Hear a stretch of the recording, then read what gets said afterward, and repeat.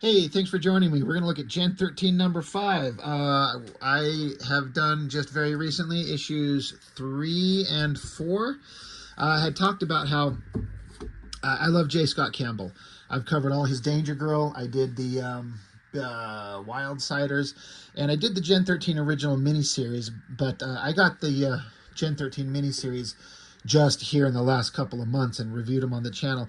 When J. Scott Campbell started, I did not care for his art. I've said that many times. I didn't see the appeal. It wasn't until after there was lots of conversation in magazines and wherever that J. Scott Campbell was this amazing thing, and so I started trying to pay attention to him. And it wasn't until this cover to issue 3 that made me go, okay, maybe there's something there. This looks fun. It looks like a Drew Struzan inspired kind of Indiana Jones type adventure, and Campbell's artwork had started getting refined and a little bit tighter. He had kind of a rubbery, wobbly kind of look to his earlier stuff. Clearly talented, but he was developing, he was growing, and suddenly his art become like, I think I'm into this a lot. So I picked up this issue 3, loved it. Issue 4, loved it. We're going to look at issue 5. I've never seen issues 1 and 2 of the regular series, so I'm actually be kind of curious to find those and see what they're actually like, considering how much I was starting to like his artwork here. But I've already done these.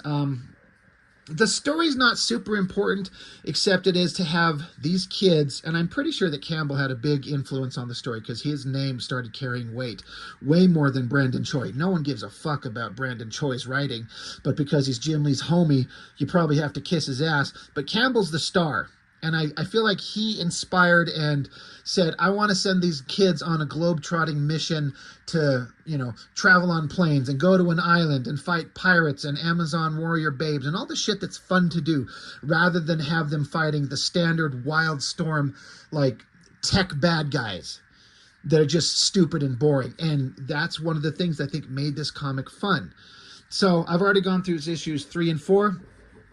Starting with issue 5, at the end of issue 4, Caitlin Fairchild, they got dumped off a boat and swept out to sea, and she lost most of her clothes, so she had to make a makeshift jungle hot girl outfit out of the tattered remains and little belts and straps to give her this classic jungle attire that's ridiculously tiny and sexy on the hot girl. It's kind of like Savage Land Rogue style going on here. I know they just can't help themselves but to put an emphasis on the nips. I get it. I mean, if she's not wearing anything under it, if it's just that little tiny little strappy outfit, that would be something that you would see. So I guess I can applaud it for its realism. And again, Campbell's artwork, very long, skinny, gangly figures, but something about his style just made it work. It's not quite perfect. I look at it like, this arm is super long and that arm is super short. Now, I understand that she's kind of got her body turned a bit and this arm's going off into the distance a little bit by comparison, but it feels a little bit too much. I bet if J. Scott Campbell were to critique his own artwork, he'd probably have a lot of things to say about. He's probably like, it's kind of fine. People responded to it. They like it, but he'd probably see he'd only see the things that are wrong with it, like most artists do. I think he was trying to emphasize her shoulder muscles, but it doesn't quite work. But the face looks good, the chest looks good, the abs, the thighs, it's all a great figure drawing. It looks really good, and it grabs your attention. So, as set up in the last issues, Rainmaker had made friends with one of the smaller, weaker servants of this Amazonian group that are on this island. And of course, Rainmaker's been implied, or I don't know if it's been implied, but directly said that she is gay, or at least goes both directions. But so she's made friends with this girl. They're sneaking out. They kick the soldier guard right in the face, pow. And so Rainmaker's like, I'm gonna change into the guard's uniform to have as a disguise. And so innocent girl here, she's like, what are you doing? She's like, I'm just changing to put on that guard's outfit. Why? What did you think I was doing? So again, they're getting into excuses to get girls undressed and imply sex. It's what it is, and it works for what it is. It's not supposed to be super serious, guys. It's just some lighthearted, silly adventure stuff. So there we got Caitlin Fairchild with the handsome, roguish guy that she found on the island, stranded there. They got to go rescue their friends. Pretty cool stuff. So story, Brandon Choi and J. Scott Campbell. Yeah. Anything that's awesome in these books is because of Campbell. They're looking down at the island, like this is like a freaking Greek type city structure hidden away on this island. And of course, it's just populated with the hottest Amazonian type hot girl guards everywhere. And this is J. Scott Campbell taking every opportunity to draw Caitlin Fairchild like super hot. And he does. Puts him in these crazy poses. I like this, where she gets this girl, headlock, knocks her out, kicks this girl across the face, he's got her leg wrapped around the girl's neck with her knee, choking her out, like trying to show that she's pretty skilled fighter. I mean, it's all silly and it's all hot. It's you know what we're doing here. That's the thing. They know what they're doing here. There is a shot that looks like a Bruce Campbell. I couldn't think of the damn actor's name. I was saying, like, he's supposed to look like Bruce Campbell. And I could not think of it. And everyone's like, dude, the artist's name is J. Scott Campbell. You said his name multiple times. You couldn't think of Bruce Campbell? Sorry, I couldn't. My brain shut off. And so then you got stupid flame guy whose name I can never remember. Burnout. And Roxy. They're on basically a pirate ship trying to go to this island. And back with the Amazonian queen and her guards. And the girl that's escaping with Rainmaker over here. They're just making their way out. More opportunities to draw hot girls. They're doing this ritual here where all the girls pull out knives and cut on her, and they drink blood from her. Because yeah, I think she's supposed to be one of the Coda from the Wildcat series, and I guess these are probably just regular human girls, and if they drink her blood, whether actually reality or symbolically, they gain strength from her, because the Coda are these long-lived, super deadly, powerful alien race of super hot girls. Boy, they're practically making that a see-through outfit right there. That colorist is doing some subtle things to make us see it. So basically, we just get a scene of girls licking fluids off the body of another girl. Thank you, J. Scott Campbell. I am into it. How could I not be?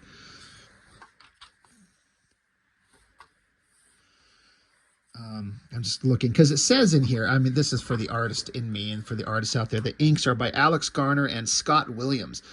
Alex Garner is a great inker. He works with so well with J. Scott Campbell and this stuff. But I was just kind of noticing that the inking is a little bit finer and different. I bet you this is a Scott Williams page, if I had to guess. Anyway, again, another opportunity to draw Fairchild hot while her and Bruce Campbell are looking around, and she's like, holy shit, down there, it's grunge. In the last issue, they didn't imply or dance around the idea. They directly showed that grunge was like banging like 5 or 6 of these hot girls. Like, not like, oh, maybe they did, or maybe they didn't. Maybe he, restrained himself because he's kind of in love with the free fall girl. No, he was fucking the Amazonian girls. He's too stupid to realize that they're strapping him up for a ritualistic execution. He's like, oh, we're just some kinky shit. So that's one of the things about the character of grunge. He's just dumb as a rock.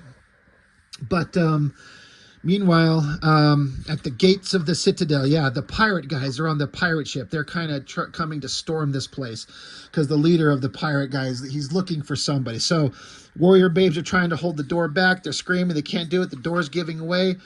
Double page spread, basically, of pirate guys coming in. There's a free fall.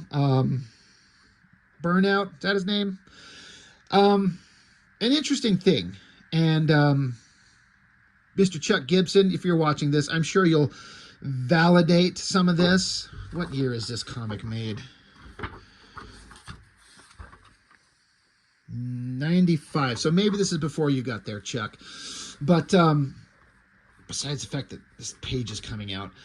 So Campbell is drawing all these pirate guys coming in. So these are like this is Burnout, Freefall characters from the book.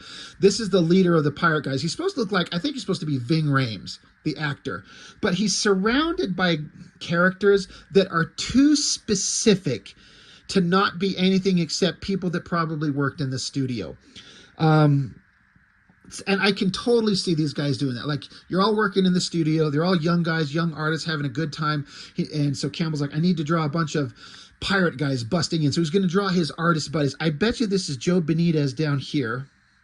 But some of these faces, I don't know who anybody is. I don't know who these faces are, but they're too specific to not be like some of the I'm guessing some of the people that worked at Wildstorm at the time. I don't know that for a fact, but I would bet anything. It has to be. It's too, like, this guy's yelling, surrender your booty, bring on the warrior chicks. This guy's like, hey, I'm with you, Captain, yo, yo, yo, and a bottle of rum. I bet you, they probably even went around and said, hey, I'm drawing you into the book. What do you want your character saying? And whoever this guy's like, surrender your booty. So I think that's funny, if I'm correct. And I'm almost completely certain. Because also this guy, if that's supposed to be Joe Benitez, although he works at he works with Silvestri. I bet you they still all know each other. I'm sure, yeah, because, yeah, they call this guy here. This guy gets stabbed through the guts, and they call him Benitez right there. That's why I'm like, Joe Benitez, he drew Weapon Zero. He works with Silvestri's studio. But I think it's funny that they have a very specific guy like that, and he's getting just stabbed to death, and they're yelling his name. So I bet you that's another thing. They're like just laughing their asses off. Like, oh, shit, I got drawn in the book. I got stabbed by the hot girl. I'm spitting goo out, and it's just, I can imagine these guys just having the greatest time. So if anyone knows for sure, like, either validate or shut me down. But I'm certain that that's correct. And that's just another element that makes it fun.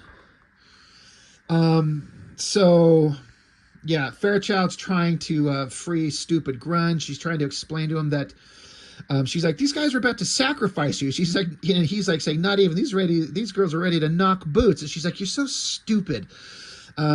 So then Fairchild here, just to demonstrate how strong she is, she kicks over one of these like stone columns and picks it up and holds it like a baseball bat and swings it and smacks all these girls down. That would kill everybody. But it looks awesome. It's fun. She's super strong. She's able to lift this heavy thing with no effort at all. So just demonstrating her power. More of the scallywag pirates finding the girls, putting knives up to their throats, threatening them. Great art, creepy looking face. I love that face right there. In fact, all of them. Campbell draws all these faces on these girls really well. It looks so good. Rainmaker shows up. She's in disguise. Saves the girl from the pirate dude. Again, these faces and the expressions, I love it. They look so nice.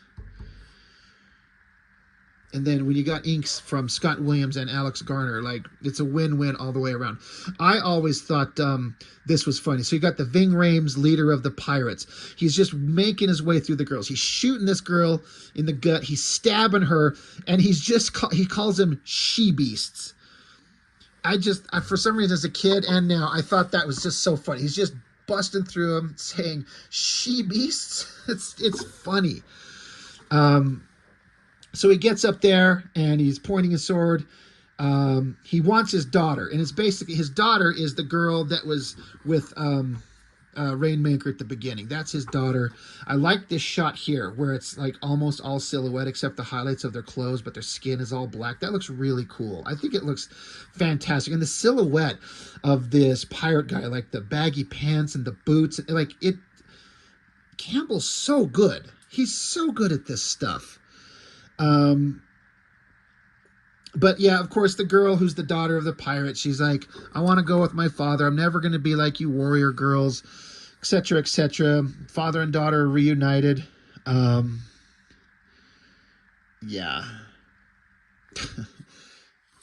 Adventure's done. Almost burgeoning lesbian relationship is consummated with the kiss on the forehead.